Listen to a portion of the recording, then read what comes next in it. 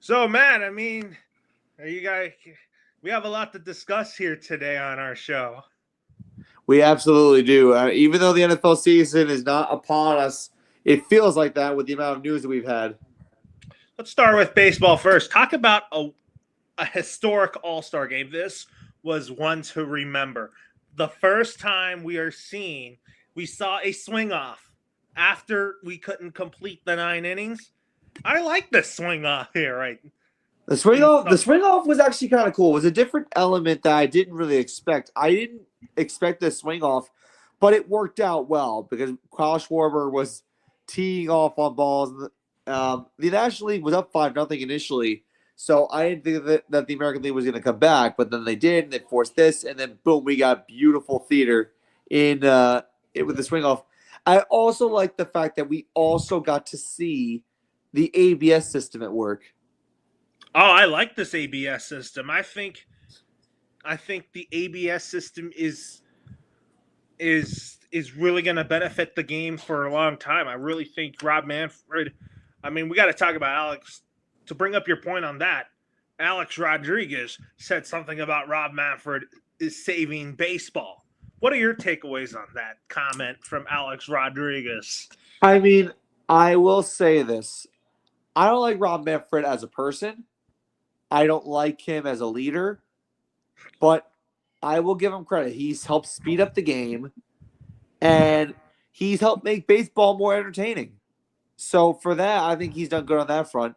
But as a person, he's a jerk, and I just want him gone. But you got to give him credit for what he's done. Yeah, I'm with you, man. I can't wait for the day when Rob Manfred is not the commissioner of baseball. I've had enough with him already. I mean, I don't think he's that good of a person. He said some stuff that were misleading and confusing to me, Yeah. but I feel like that he's doing a great job. I think he's done a better job than he did in like 2018 or something like that when attendance was low.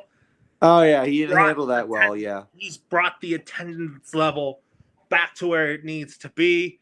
The ABS system is something I'm a fan of because if it's not a strike or a ball, then you can have the right to review that. That way, it avoids a lot of fights and arguments with the umpire behind the plate. And ultimately, it avoids moments like Angel Hernandez arguing with players, and it avoids ejections, and it averts suspensions, which I think is really important. Well, I mean, you talk about the All Star game itself. Kyle Raleigh won the home run derby. I mean, he is one of the front runners to be the AL MVP with Aaron Judge. That is going to be an enticing second half storyline between It those two. it's enticing because Aaron Judge is one RBI behind Cal Raleigh from leading the majors. He's 3 home runs behind Cal Raleigh in leading the majors. I mean, think of it. Cal Raleigh's leading the league in RBIs and home runs, but Aaron Judge is also trying to go for the Major League Triple Crown, which hasn't been done since the 50s. If he does that, that would be historic. So this should be a really fascinating end or second half of the year between these two guys, but it's more historic for Cal Raleigh because Cal Raleigh's at 38 home runs. Catchers typically don't go past 50 home runs in a season. So what Cal Raleigh is doing is really the stuff of legend. And I don't know if we'll ever see this again from a catcher. Cal Raleigh is the big thumper. I mean, I think the Mariners' offense has been much better this year than in years past. Like you talked about last year, the Mariners had the best pitching staff in baseball, but they just couldn't hit. Well, that was their biggest problem. Now they've kind of figured it out now with their offense. And I think this is good. But when you think of it, when you look at the Mariners roster and you see guys like Julio Rodriguez and Randy Rosarena on their roster, but seeing what Cal Raleigh is doing, carrying the team sometimes, it's kind of refreshing to see because, like I said, catchers don't usually do what Cal Raleigh's been doing. But again, he's on a different level when it comes to catchers. But it's good to see that this guy is jolting this Mariners offense, and he's really good defensively at the plate. I think that Cal Raleigh, if he doesn't win AL MVP, he's going to win some type of award, some type of acknowledgement for best catcher in the league or something like that. Oh, you're absolutely right. But now we get into the second half storylines for both our teams, the Yankees and Dodgers. I'll start with the Yankees because there's been a lot of storylines and a lot of writing on the line for Anthony Volpe. I mean, there was an article I saw that if he doesn't get it together for the second half of the season, his starting job at shortstop could be on the line. And I'm like, to me, I'm thinking, I like Volpe. I think Anthony Volpe is great with his glove. I think he can hit at times, but I just think this year he is just not he's not progressing this year based on what I've seen from Anthony Volpe. I mean, I can agree with you on that because Anthony Volpe in his rookie year won the Golden Glove. He hit 20 homers and stole 20 bases as a rookie. You figure, okay, maybe he's getting somewhere, or maybe there's a lot of potential there. But he hasn't really progressed since then. And as a Yankee fan, you're disappointed because this is the homegrown kid that he's like your next Derek Jeter or something like that. Well, he's not on a trajectory to be the next Derek Jeter. Right now, he's on trajectory to be some mediocre shortstop. I mean, I honestly, with guys like George Lombard Jr. and Spencer Jones waiting in the wings, you could probably the Volpe's probably feel like he's got a chip on his shoulder and probably a target on his back. Here's the thing. I have a point about George Lombard Jr. George Lombard Jr. can be that next cornerstone piece for the Yankees next to Judge. That kid is that dude's going to be very special. And he's been raking in AAA. That's the amazing part. So when you see George Lombard Jr. raking in AAA and you see Anthony Volpe struggling, at some point, if you're Aaron Boone, you're probably thinking, okay, I got to pull the plug on this kid if he doesn't step up. Yes, because George Lombard Jr., I think, is probably going to be an upgrade. A lot of people in Yankee land want George Lombard Jr. Like, it's unfortunate because, like I said, this was the kid that was Jersey grown. You figure that he would be the next big thing. And then he had that conversation about chicken parmesan with Austin Walls and he started to hit. But ever since then, he's been kind of down. He's been on a downward spiral, both offensively and defensively. Volpe's been struggling. Well, if you talk about the Yankees here, I mean, I'm going to pull up the AL East standing because they are in a juggernaut with a very good Toronto Blue Jays team that is still leading the AL East by 2 games. I mean, talk about the next time the Yankees and Jays meet. That is going to be epic. I think the Yankees want to come into Toronto not wanting to get swept by those guys again, but I also think the second half storyline for the Yankees is they're starting pitching other than Rodon and Fried. Well, the Yankees are going to be in a very tough predicament with their pitching because we don't know when Luis Giles is going to come back. He was supposed to come back in June. It's July, and he hasn't come back yet. Cam Schlittler got a great first start against the Mariners, but we don't know how he's going to be after that. And then Marcus Stroman is still in the rotation because of injuries to Clark Schmidt, and we don't know if Marcus Stroman is actually going to pitch well. We're really in a hole here because Stroman, Schlittler, and Stroman, Schlittler, and Heal if he comes back, or even Will Warren, who's also struggling. That's 3 people. That's 3 starters out of 5 that are really not where they're supposed to be. Other than Rodon, who pitched a gem when I went there, and Fried, who's had really more ups and downs. This rotation is kind of mediocre. Besides those 2, what do you do with the bullpen? I mean, Devin Williams kind of had an opportunity to get back into the closer's role. I mean, he had some good saves there. Luke Weaver's kind of in a slump too. I mean, this Yankee bullpen is kind of in shambles. Well, the bullpen's in shambles because of injuries, and I think that the main thing going on is that Devin Williams has gotten better, which I can commend him for. He's improved since the first series against the Brewers, but Williams' biggest problem is that, like you mentioned, he's inconsistent. And I think when you're inconsistent, you have a tendency to make the same mistake that you made. He also throws fork balls or screw balls that is way over the plate. That results too many balls over the plate, and I think that hurts him. I feel like Devin Williams has to keep the ball down. Yeah, get it down. One thing I like about Luke Weaver is his demon sinker. Now, Weaver hasn't used the demon sinker as much as he has in the past, but it's still an effective pitch. I'm not saying Williams adopts the demon sinker, but at least adopt a pitch that gets it low to get batters to chase. Well, taking a look at the AL East standings, you got Toronto in first place, but they've kind of had a little bit of a downfall after their 10-game winning streak Yeah.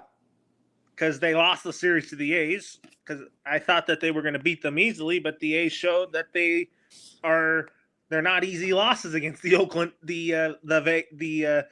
A's anymore. The Right. Yankees and Red Sox are both have 53 wins combined.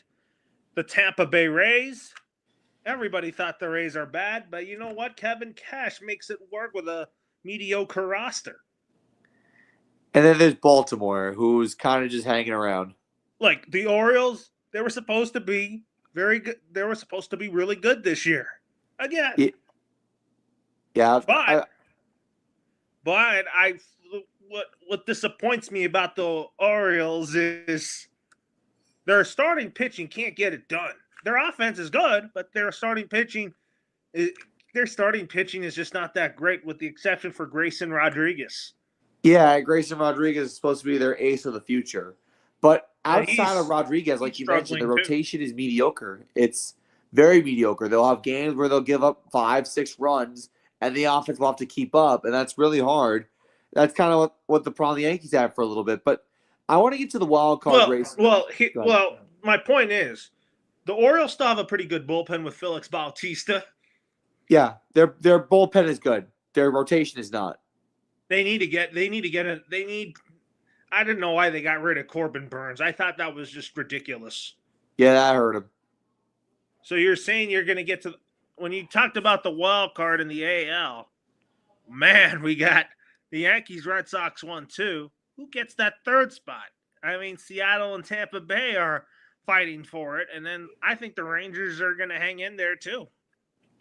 Yeah, it's Seattle. You kind of expected them to be in there with the way Cal Raleigh is carrying the team. Tampa, you remember, was in wild card position for a long time, and then they kind of fell off towards the end of the first half of the break, and now Seattle's got to take control. The amazing thing is, if you look at the top of the AL wildcard race, it's AL East teams plus the Mariners.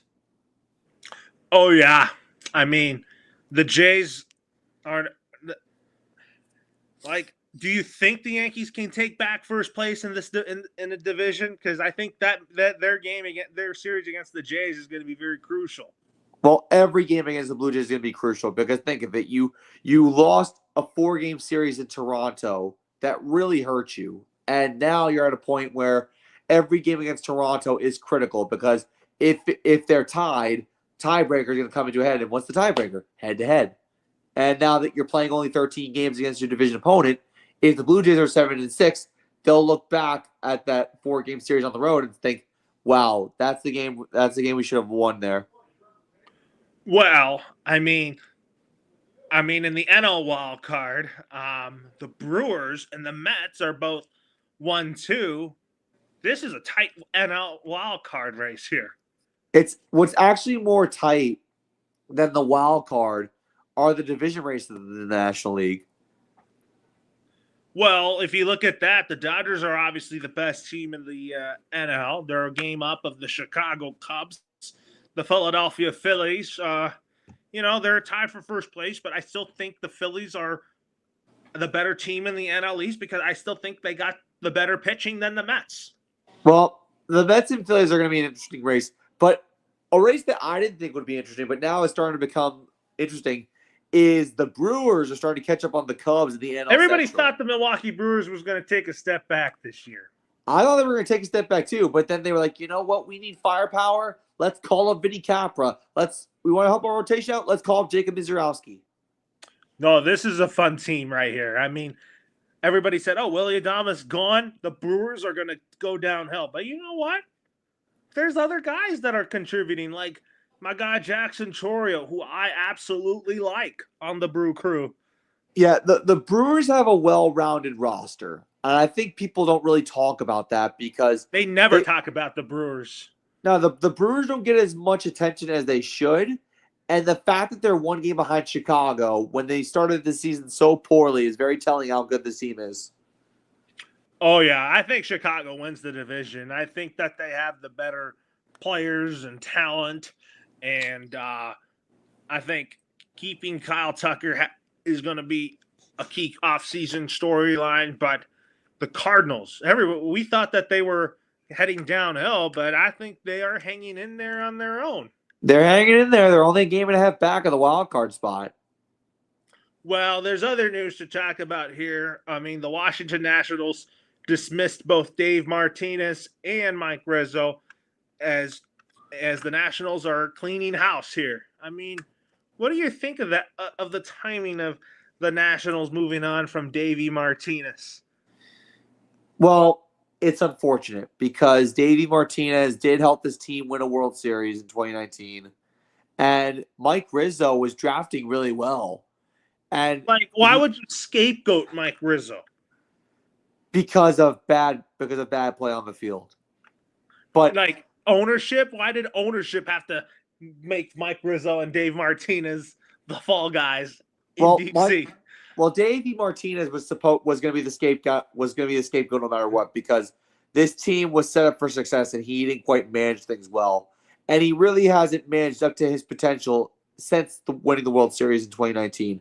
Mike Rizzo is a story that I can't tell you why he got fired. I was very surprised, and I think a lot of people in DC are surprised because this is a guy who brought up C.J. Abrams. He brought up Mackenzie Gore.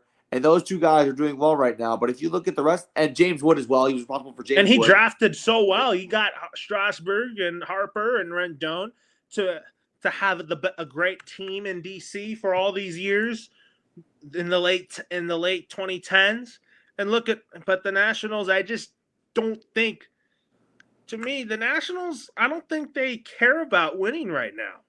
Well, they're trying to rebuild, which I can understand. But if you wanted to rebuild, you would want to keep your general manager who's drafting really well. That's the one part I don't understand. Like, what was Mark Lerner thinking? But I know you know Miguel Cairo very well when he played for your New York Yankees. Yes. And he's the interim manager for the Washington Nationals. Do you think that he's auditioning to be the full-time guy in DC? Because Miguel Cairo, I think, is a well-liked person. I think that Miguel Cairo is he's a baseball-minded person. Well, you have that right about Miguel Cairo from knowing him for the Yankees, but I can tell you right now, if he's auditioning to be the Nationals' next manager full-time, the Nationals are not going anywhere this year. But having said that, I think that Miguel Cairo can at least maybe give these guys a kick in the rear to finish the season strong. But like I said, the Nationals are not making the playoffs this year. They're not. I mean, they probably are going to be they're probably a last place team, which is something I didn't expect because I think they were a little bit better than Miami. The Braves, they're 42-53 right now. I still believe the Braves will get past Miami for third place. The fact that the Marlins are actually better than the Nationals right now is actually the most surprising part of it all. Yeah, that's embarrassing. Yeah, but to me, the Nationals on paper look like an okay team, but they haven't been managed correctly. No, they have all this good young talent that they have a lot of promise on, but again, it's the coaching that's just not doing them any good. But again, back to the Mike Rizzo of it all, if you've brought in guys like Abrams and Gore and James Wood, why would you fire the guy who brought them in, and all three of those players have talent and they have promise? Why would you fire Mike Rizzo? That's just an ownership problem. Yeah. It's Mark Lerner that probably just threw him out the door, Yeah, and that to me made no sense. And then my question for you on the Braves is: do you think they do you think that they're a third place team still? I think they're a third place team. I can't see them making the playoffs because I think that the Brewers or Cubs are better, and I think the Padres and Giants are better. Someone was saying that they expect the Braves to be aggressive in the offseason, which I think they will, because, I think the Braves losing Acuna for the first half of the year kind of hurt them. Yeah. But I'm pretty optimistic that by next season, I think they're going to be very good. I agree with what you said about not having an Acuna for the start of the year because And he, Albies is kind of dropping down, and I'm like, I still think Ozzy Albies has still something to give to the Atlanta Braves well, because a lot Ozzy of people. Albies, like you mentioned, was on the decline this year. I think the main problem with Atlanta was they didn't have a full healthy roster, and by the time Ronald Acuna Jr. came back, they started to win. And Ronald Acuna Jr. for a small sample size has been playing really well, but we needed to have the Braves needed to have him at the start of the year, and they didn't. Yeah, yeah. I don't. I thought that the Braves, 0-7 was not really. That was that didn't do them any good. No. And I feel like, listen, at some point, everyone's season is going to get affected by injuries. But the main thing for Atlanta is they have to dust themselves off, finish this year as best as they could, and if they don't make the playoffs, start again next year. Yeah, it's not the fault of Brian Snitker or anybody. I just think that the Braves are hurt.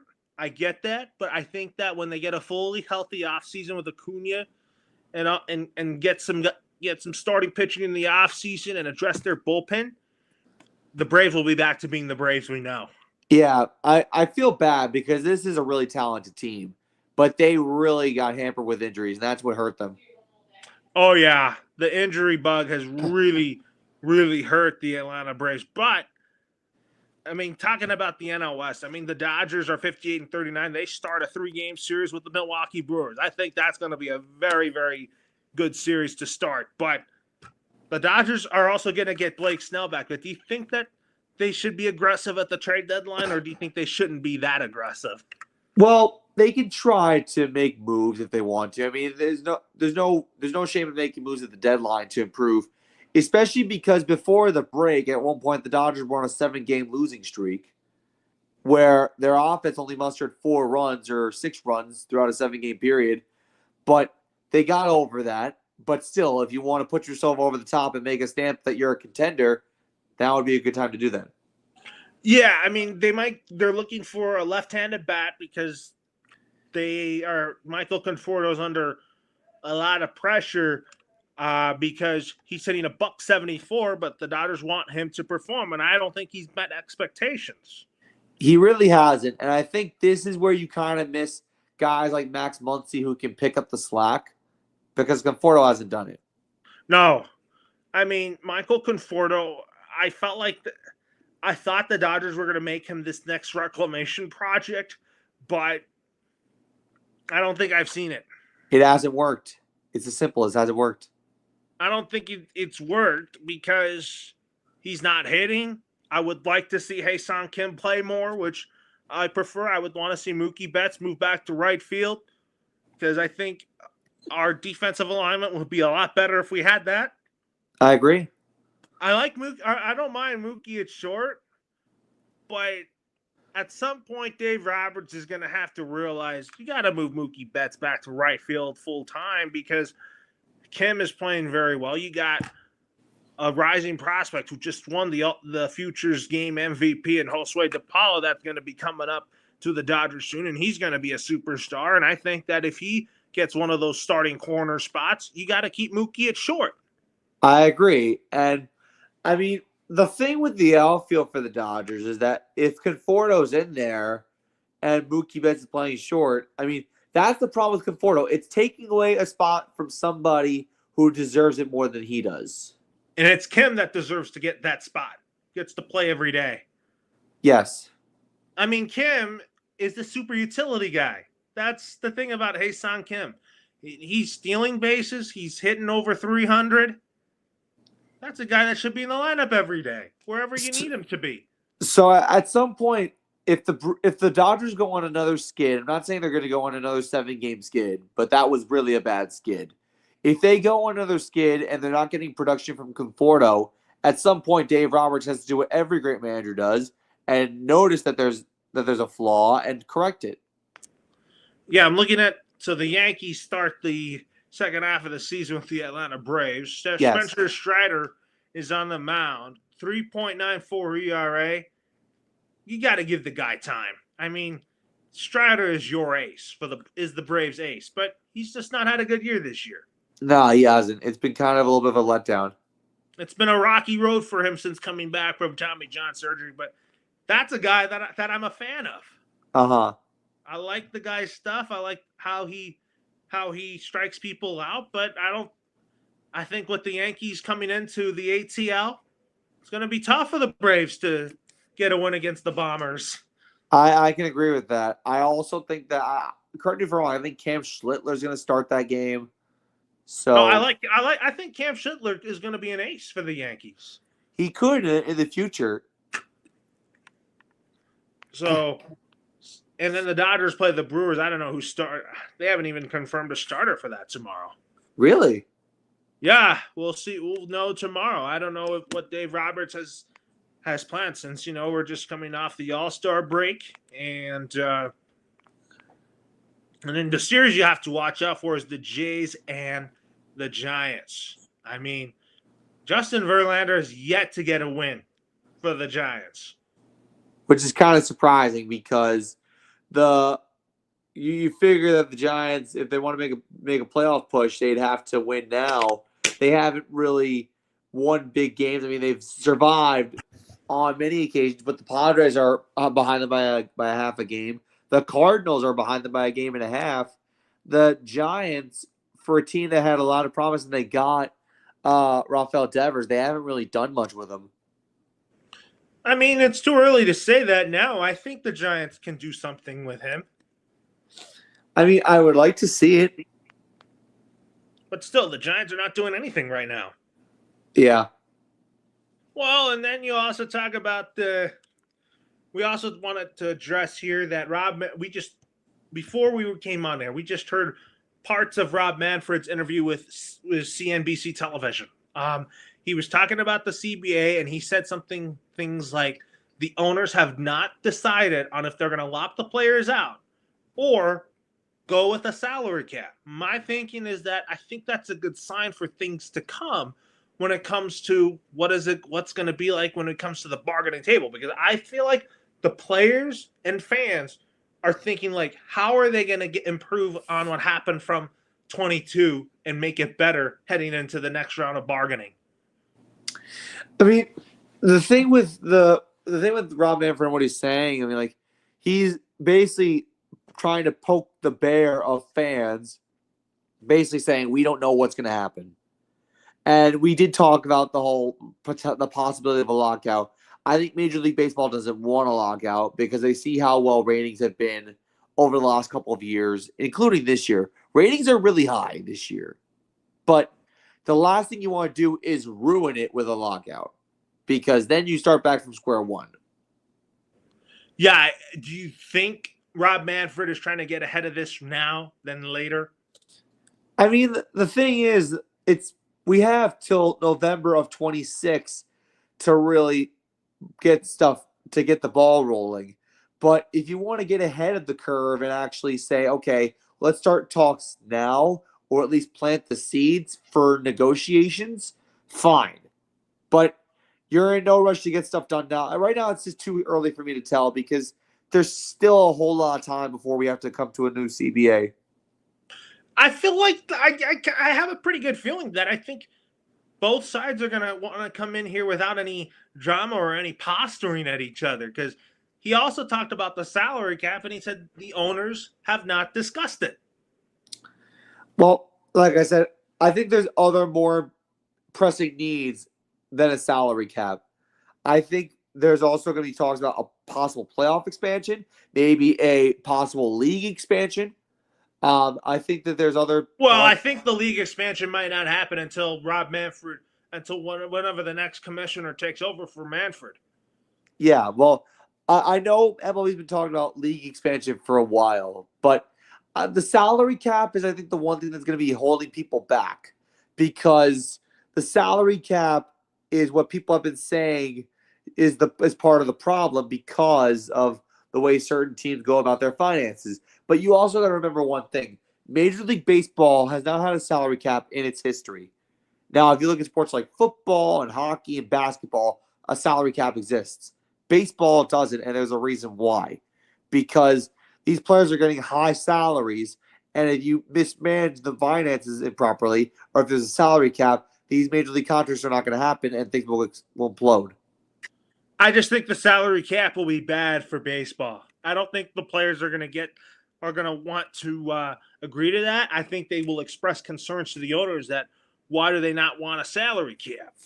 Now, the one thing that if they're going to explain why they don't want a salary cap, you have to get through it properly, not moan and complain about it. Because if you moan and complain and act like a jerk about it, act like children about it, then you won't get anything done. That means the owners would be like, you know what, let's just lock you out so that we can gain a leverage in the negotiations and jumpstart this process. That's it. That's on point because that's exactly what would happen. But I don't want another lockout because I don't want a lockout either. None of us want a lockout. There's just been a lot of media chatter about it, and it makes me think like, why are they speculating it already? It's too early to speculate that. That's another thing. It's like people who are not even analysts for Major League Baseball are coming up with their own assumptions and basically predicting the future when they don't know what's going on behind closed doors. And that's misleading. It's misleading to the media because Rob Manfred was like, we would rather that we don't negotiate through a media. We want to do it in private. Like, you have league spokesman people in these negotiations and texting Ken Rosenthal or Jeff Passan or John Heyman about what's going on. Like, unless I hear a definitive word from those three analysts or those three insiders, like you mentioned, I don't want to hear anything from anyone else. I don't want to believe anyone else. I want to hear what Jeff Passan has to say because I want to see if a league spokesman texts Jeff Passan or Tom Verducci or Joel Sherman about if there's going to be a lockout. That's what I want to hear.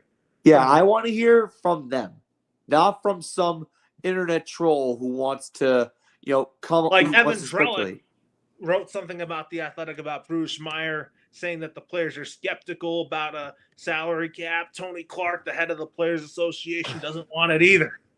No, like I said, I'll rehash it again. Nobody wants a lockout. It would hurt ratings. It would hurt attendance. It would hurt the sport. Yeah, I don't think we'll. I'm very hopeful that we don't get there again with baseball because we want to have a full-on off season after the 26th season. Have a winter meetings. Make sure that we get to spring training on time. Yeah, exactly. That's what I'm hoping for, and I think that's what's going to be in everyone's minds when we head into the 26th season. But there's other good things for us to talk about. So, in football-related news, the New York Jets have extended both Garrett Wilson and Sauce Gardner. Those are two of the pillars of the New York Jets franchise. Those are your two best players on the Jets. And they're also the leaders of the locker room. A lot of people in Jets camp say that Garrett Wilson is the heart and soul of the team. He gets everyone fired up. And Sauce Gardner is the head of the secondary and really the guy who is the glue who holds the defense together for the Jets. Now, you've said time and time again you think the Jets are going to be the worst team in football. I don't necessarily believe that. We had that talk. I think it's going to be the Cleveland Browns. But the Jets... Well, why did you change your mind about the Cleveland Browns being the worst team in football? Because... to me, I was like, can Dylan Gabriel elevate the Cleveland Browns? But you're thinking, like, not so fast, that the whole Deshaun Watson thing, the whole Shedeur Sanders drama. Yes. The Cleveland Browns. And you're thinking Cleveland's probably going to will be lucky to win one or maybe two games this year. That's honestly as realistic as I think their expectations are going to be because the Jets, they're going in a new direction. They got Aaron Glenn as their new head coach, but they still have really good players. They have Sauce. They have Garrett Wilson. They have Breece Hall. Their defensive front features Quentin Williams, who's also a really good player. They have talent on the team. The Browns don't really have much talent, and if they did have talent, they either get hurt or they don't produce the next season. The Cleveland Browns are going back to the old Cleveland Browns, a team that's a mess, a team that was on the trajectory of being a legit contender with Baker Mayfield, but they weren't patient with him. Yeah, and then they did him dirty by letting him go. They have a quarterback problem. They have everything is gone wrong in Cleveland. Yeah, and honestly, I'm gonna act like a psychic here. I think Kevin Stefanski's gonna coach his last season in Cleveland. Oh yeah, if he would it be? Is it possible that he gets fired mid-season? It's possible. I mean, we've seen mid-season firings happen more often than we have in recent years than we have in 2010s. In the 2010s, we haven't really seen a lot of mid-season firings. In the 2020s, we've seen a lot of mid-season firings. We have, because owners are not patient. Remember, Bill O'Brien was fired by the Texans after an 0-4 start. Yeah. And then Romeo Cornell took over as interim head coach for the Texans. I remember all this. Yeah. That was when the Texans were the laughing stock of the league. Well, it's safe to say DeMeco Ryan has changed all that.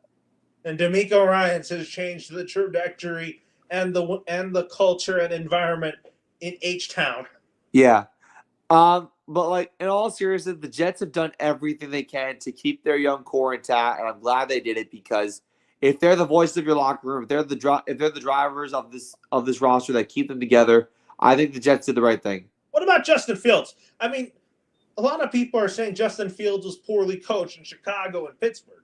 Do you think Justin Fields can get his career revived? Because I'm not too high on him right now. I like him, but I don't think he's the quarterback of the future for the Jets. Well, Matt Nagy ruined him.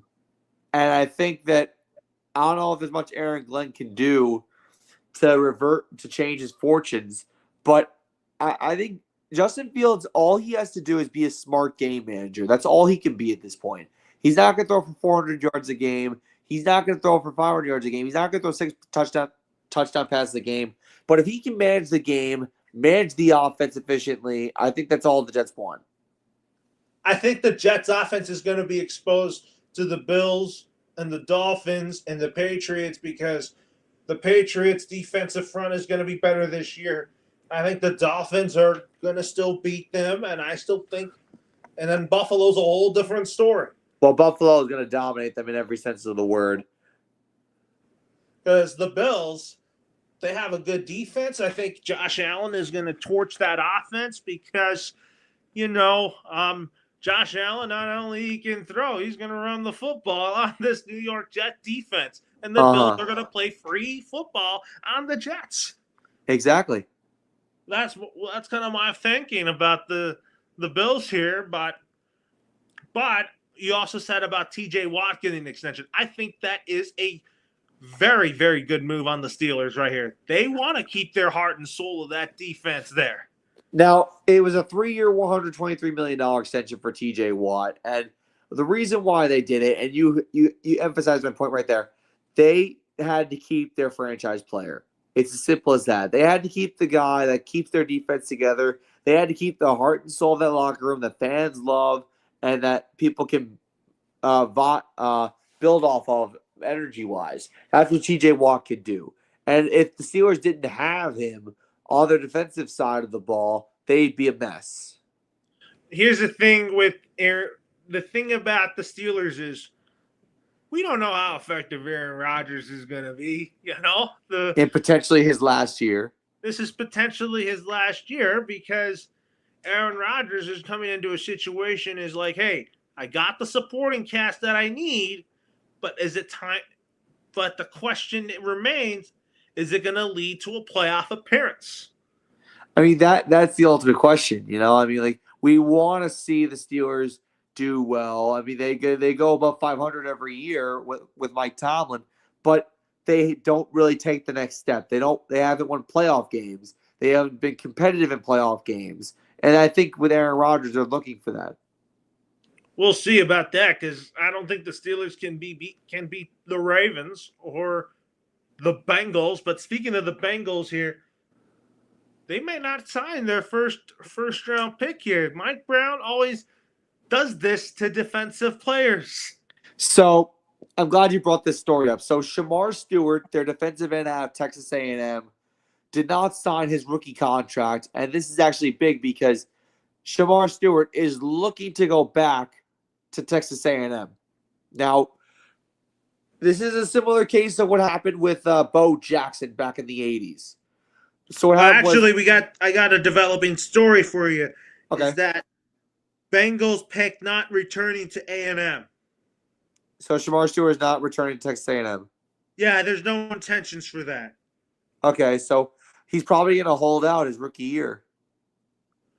It could happen, or I think maybe he signs. I think he signs his rookie deal before the season starts. I mean, we'll have to see if Mike Brown can at least come to terms with Shamar Stewart. But I think that domino of him going back to college, I guess it fell because it's like the NCAA probably said, we don't want you coming back after you got drafted in the first round. Well, not only that, but we also talked about in our last show about, is Zach Taylor coaching for his job? I think he is coaching for his job. You and I have had Zach Taylor on the hot seat because I don't think he's done anything much after the Bengals Super Bowl run to the Super Bowl that ultimately fell short. Well, the Bengals are in a prove it now year because they had a phenomenal offense last year. Which we expect their offense to be phenomenal again. We expect their offense to be good. Their defense was the crux of the problem last year, and they're trying to fix it. That's why they drafted Shamar Stewart. But negotiations haven't been good, and Trey Hendrickson still wants out. Wow, I felt like Mike Brown should have kept Jesse Bates. I think Jesse Bates was really their heart and soul. He really was. And why would you let a guy like that go? Because Mike Brown is cheap. 100% accurate.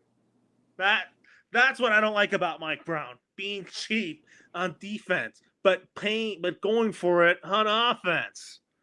Yeah, I mean, listen, there's always having a good offense. That's fine. We're in an offensive era now, and I know you love offensive football, but you have to also be a well-balanced team. You need to be good on offense and defense, and even a little bit of special teams luck. But the Bengals don't understand that. Mike Brown doesn't understand that. Do you think if Zach Taylor were to get fired, do you think he's going to be the scapegoat for the Bengals? I think so, because at this point, there's really no one else to point the finger at that point.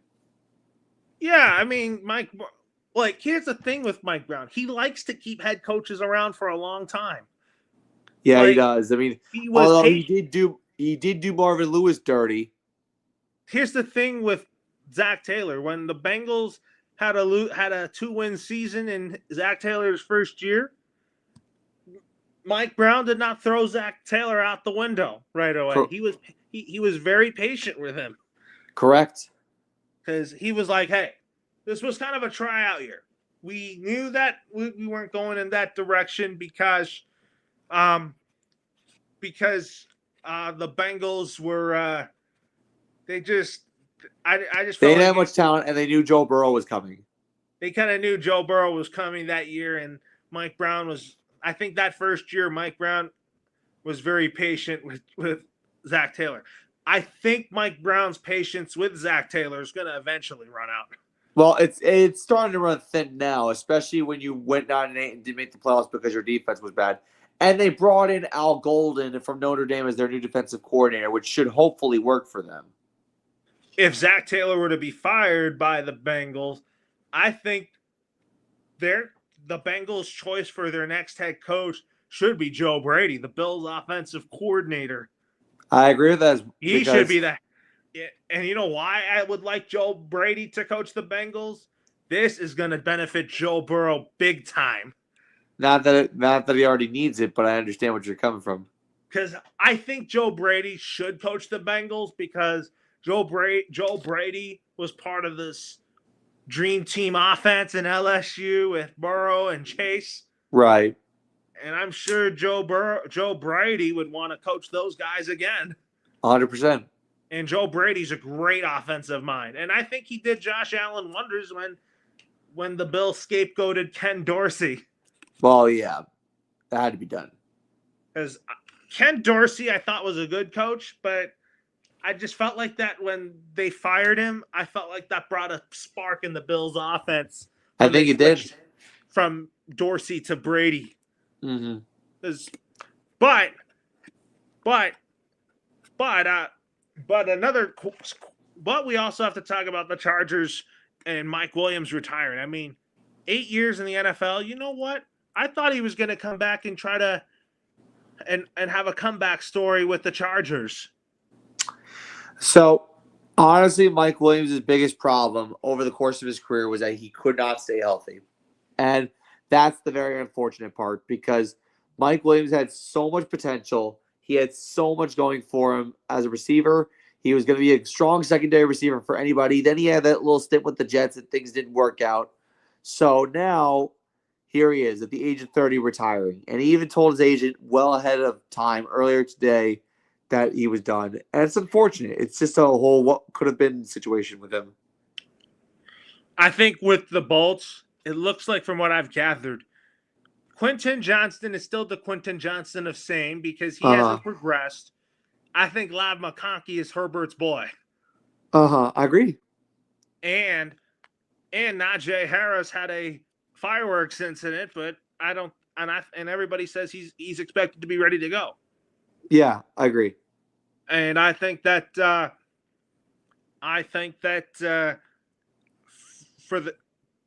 but also when you said about worst team in the NFL, you kind of were harsh about the Raiders. Why do you think the Raiders might not be the worst team in the NFL? Because I think that they have proven that they have a good roster still. I mean, they're not the greatest. Like, I like the Ashton Genty pick. They're going to be really good in the running game. Max Crosby. Geno Smith, I still think has something to prove still for Geno Smith. I believe in Geno Smith a little bit. I believe in Pete Carroll, even though he should be on the couch. I believe in Max Crosby. I believe in this team a little bit more, but I believe in their tight end, Brock Bowers. Oh, I believe Brock Bowers is going to be a superstar in Vegas. Like they have players that can actually be trusted. Cleveland does not. Is that why you were taking your Raiders pick back a little bit with the worst team in the NFL? Yeah. And then I think the Giants will be one of the worst teams in the league. And I think you said Russell Wilson is expected to be the starter for at least a little while, bridge the gap to Jackson Dart. But I'm like, do you think Jackson Dart will do enough to keep Brian Dable around? Well, I think to start the year, it's going to be Russell Wilson under center the first 3-4 weeks. And then I think eventually you ship Jackson Dart. I want to see what this Giants team looks like in the first couple weeks because I don't know what this team's going to look like on paper. I did see videos of Jackson Dart throwing bombs to someone on a jet ski, and the guy almost caught the pass. I like what Jackson Dart is doing, and he's actually looked really good in practice. My question is, can he learn a little bit from Russell Wilson? I think he can. I mean, I think that he can do that because I think that Jackson Dart can be the quarterback of the future for the G-men. But other news to talk about here is I think I saw something about Anthony Richardson being fully covered. Do you think there's a chance for Anthony Richardson to come to challenge Daniel Jones? Because ESPN is saying sources believe that his shoulder is okay. He has resumed throwing ahead of training camp, and we're looking at what is it going to take for Anthony Richardson to keep up in a very tight QB1 race with Daniel Jones, with Daniel Jones right now being the favorite. Anthony Richardson needs to have a really, really solid training camp and preseason to get the starting job back because he has been lazy. He's been injury prone. he's been inconsistent, and he hasn't really guided this offense to the next level that Shane Steichen wanted. And I believe that if you're Anthony Richardson, you have a big chip on your shoulder and a big target on your back. That's basically saying, I need to step up my game or I'm going to get passed by Daniel Jones. And I think Anthony Richardson's going to try and do everything he can to avoid losing his job. Daniel Jones wants his own backup, his own Cinderella story. But here's a little something that I want to bring up here. Trevor Lawrence has been plagued by bad coaching and bad supporting cast. Liam Cohen is the best offensive coach Trevor Lawrence has had. While the supporting cast still isn't great, it's better. There's no excuses for Lawrence this year. He has to be great to justify his contract. My belief is that I think you're right about this is a make or break year for Trevor Lawrence. In a sense that he's been through some bad coaching, but Liam Cohen is believed to be the best one for Lawrence. I mean, Liam Cohen is probably one of the best coaches resume-wise that Trevor Lawrence has to work with. Obviously, the Urban Meyer experiment didn't work. It lasted less than a season. And then we thought Doug Peterson was going to keep him afloat. That didn't happen. He had a great 2022, and then 2023 and 24, things fell apart. Now Lawrence is going with someone who's younger, and I think that sometimes when young minds think alike, things progress. And I hope that's what happens. And for Trevor Lawrence's sake, he needs it because he's been on decline since 2022. Were you saying that Trevor Lawrence is in a decline now?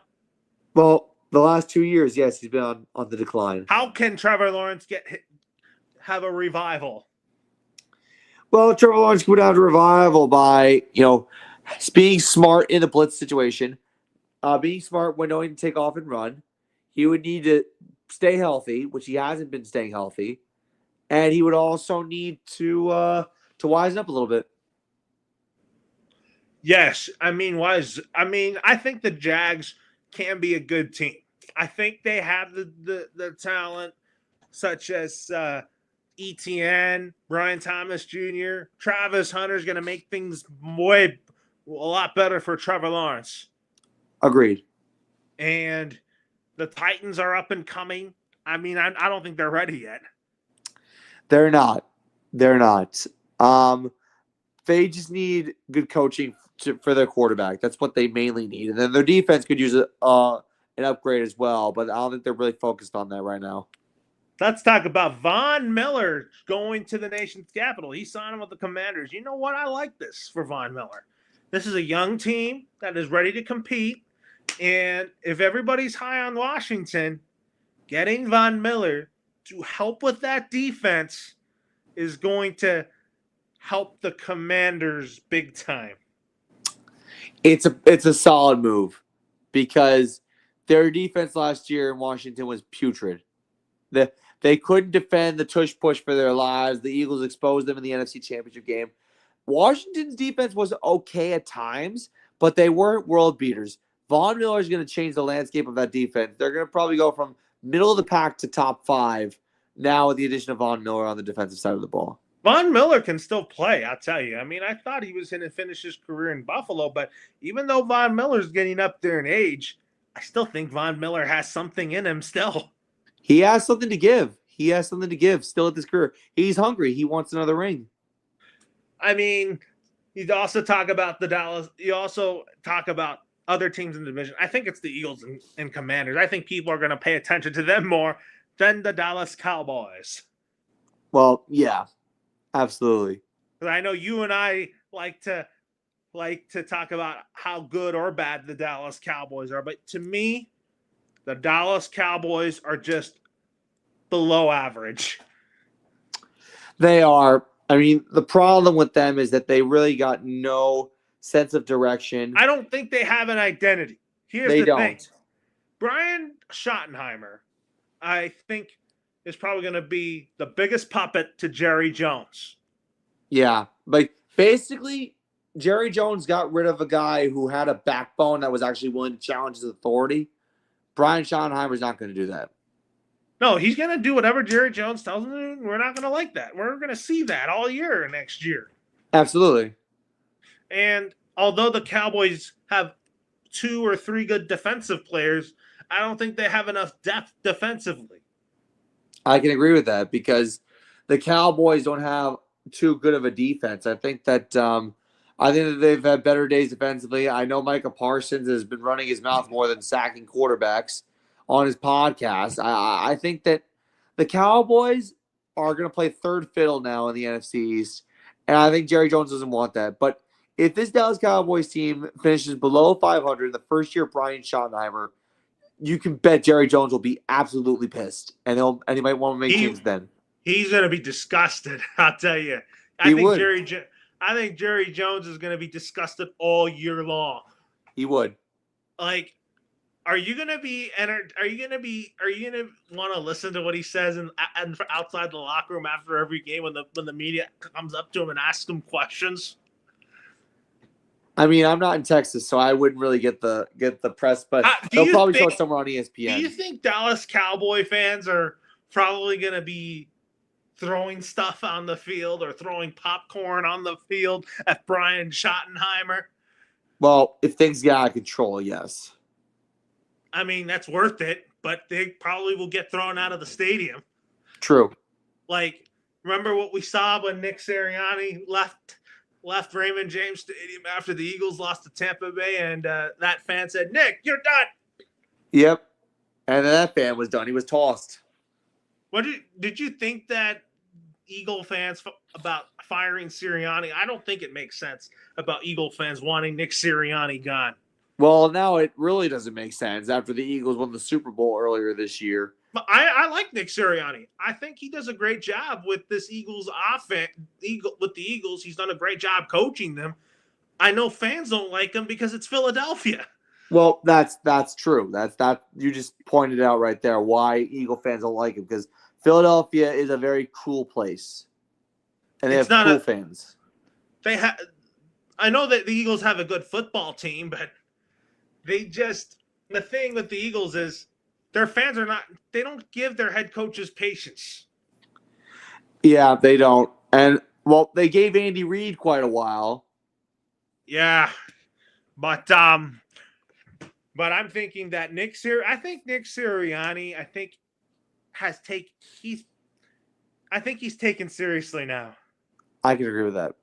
Just because I think that Nick Sirianni, is one of the best. I don't think he's like Ryan Day anymore. Because, but with Von Miller on the Commanders, do you think that you said this defense might be top 5 in the league? Yeah. But you also talk about Terry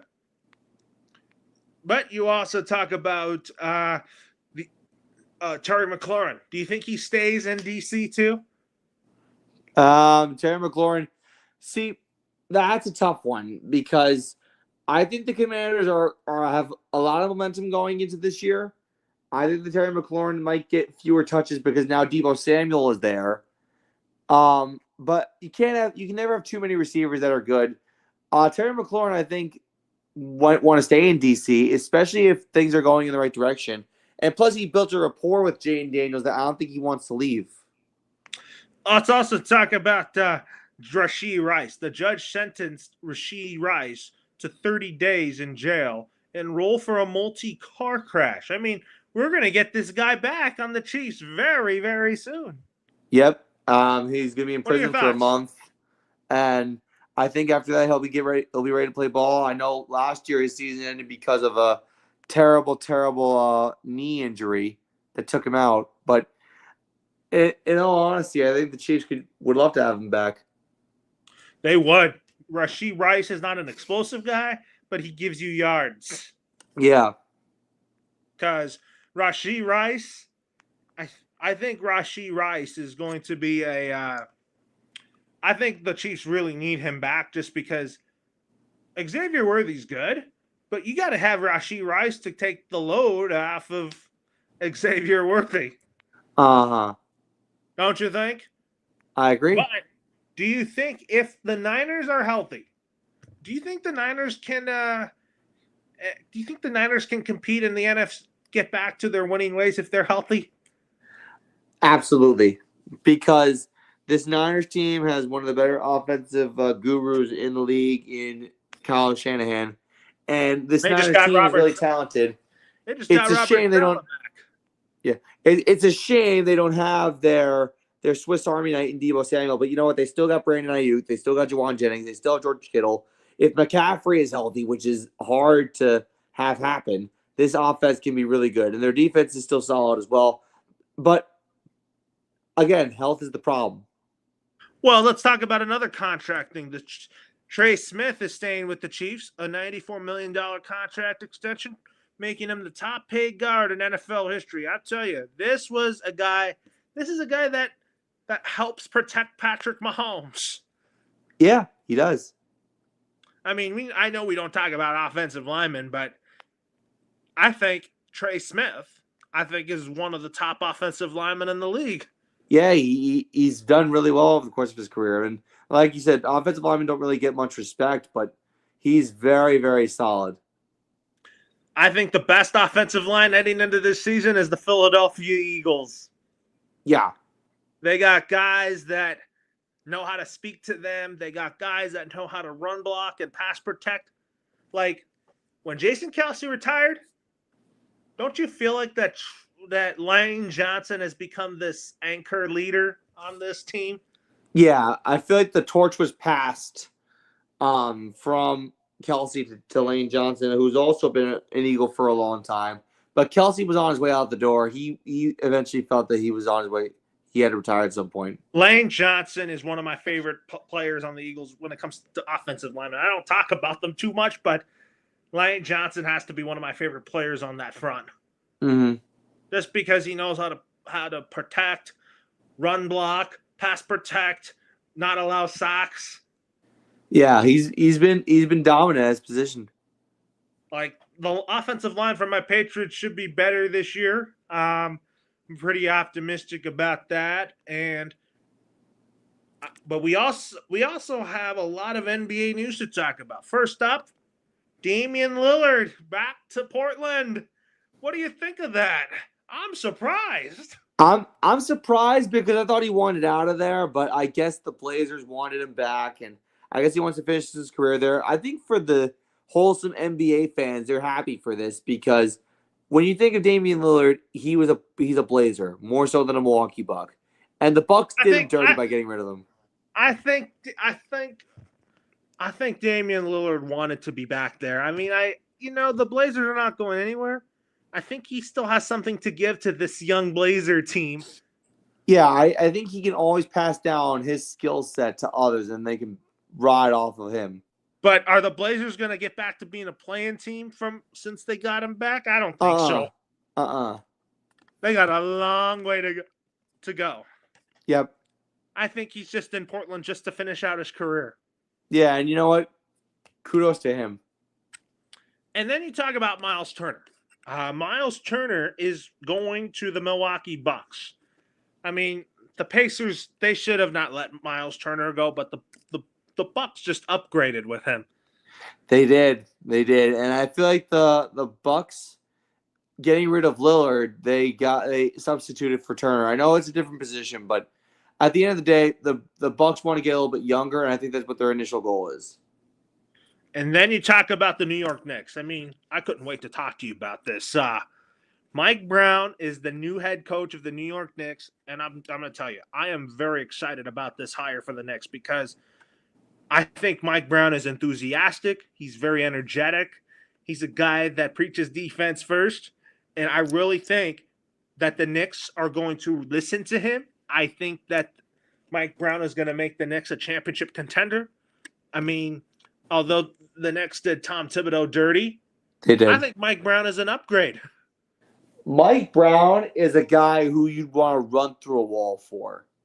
He's a fiery, passionate coach who gets the most out of his players, and there's no strategy behind his tactics. It's all in his belief. And now, granted, he curses people out and he yells at referees and he, loses his cool sometimes. But you know what? Why the hell not hire a guy like that? Well, here's the thing. I knew Mike Brown from when he coached the Lakers with Kobe, and you know how that turned out? I didn't think it turned out too good. Didn't turn out too good. And then he coached Sacramento and brought them to the playoffs for the first time in 16 years. I also felt like ownership did him dirty in Sacramento. I felt like he should have not gotten fired there. They did. But you know what? I think the Knicks are a better fit for Mike Brown. I believe so as well. And I think that the Knicks players are going to be very happy to coach with him. The only thing that I'm curious is how is Jalen Brunson going to handle this? I think Jalen Brunson is going to handle this very well. I don't know if Rick Brunson is going to be retained on Mike Brown's staff, but if he's not, then I think that will make Jalen Brunson a better player. Mm-hmm. Because I think the Knicks basically got an A+ on this hire. 100%. Because I think the Knicks are a very strong team on both ends of the floor. They are finally attracting superstars. And I think that you look at the way the East is looking at like right now, with Jason Tatum done for the year and Tyrese Halliburton done before the season even starts, you figure that the Knicks are going to be like number 1 or number 2 in the East. If anything, they're going to try and take advantage of this and try to win the NBA Finals this upcoming season. I think it's going to be close in the East between them and the Cleveland Cavaliers. I think the Cleveland Cavaliers really want this too. Well, Cleveland wants it, specifically Donovan Mitchell. And even if Indiana and Boston are not in it, you still have teams like Detroit that are just waiting in the wings, and also teams like Atlanta or Orlando who are still competent. And then Bradley Beal, he just basically bought out his contract from Phoenix, and now he's a Los Angeles Clipper. What in the world is going on with the Phoenix Suns? They're imploding. That's what's going on. They're imploding. They only have Devin Booker. They just extended him for. They just gave him a new extension just now. And that was ridiculous because you lose Kevin Durant, you lose Bradley Beal, but you pay Devin Booker. Like, how do you think Kevin Durant's going to fit the San Antonio Spurs? Well, sorry, Houston Rockets. Yeah, I was going to say thank you. Houston Rockets. The Rockets have a young core. I mean, they traded Jalen Green away for him, which is kind of surprising. But I think Kevin Durant brings a lot to the table. He's still trying to chase that ring. And I think the knowledge that he could pass down to younger players, I think is beneficial. No, I think Houston's a very good young team. I like where they're going. I think Houston's going to be a very tough team to beat when you want to face them. Right. And then the Lakers. I couldn't wait to talk to you about this. Although we didn't do much this offseason, I think our biggest offseason move was we got DeAndre Ayton to be our starting center. I love this move for the Lakers because DeAndre Ayton brings size down in the middle. He's a stretch 5 that can shoot threes, make your free throws, and a guy that Luka can depend on. I think this is a great move for the Lakers to get a guy like DeAndre Ayton. Well, the thing is, Rui Hachimura was not really the answer. Rudy Gobert toasted him in the playoffs. The Lakers needed a big badly after they traded Anthony Davis away, and I think DeAndre Ayton is your best answer because Ayton is physical, he's athletic, and he can shut someone down inside. And I think the Lakers absolutely need that with Anthony Davis not there and Rui Hachimura being as ineffective as he was. I don't think it makes the Lakers the number 1 seed in the West because OKC, I think, is gonna retain that spot. I agree, but I think the Lakers are definitely a playoff caliber team. It looks like it. I mean, we'll have to see what we do next in the offseason, but I also feel like we're not going to spend a lot just because the Lakers are going to spend money for the 27 offseason. Correct.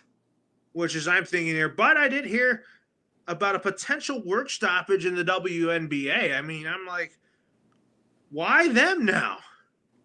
Oh, yeah, exactly. Like, what was your thoughts on when you heard that? I heard Caitlin Clark was participating in those type of NCBA talks, and I'm like, why is the WNBA potentially going to go on a lockout or a strike? Because they opted out of the previous CBA because I think the players wanted something more. Yeah, they wanted something more. They wanted more money. because the WNBA knows that their product is growing across the country and that fandom is growing as well. Part of it is Caitlin Clark being a part of the league. Part of it is the fact that the New York Liberty have a bunch of likable players and that the league added a 13th team not too long ago.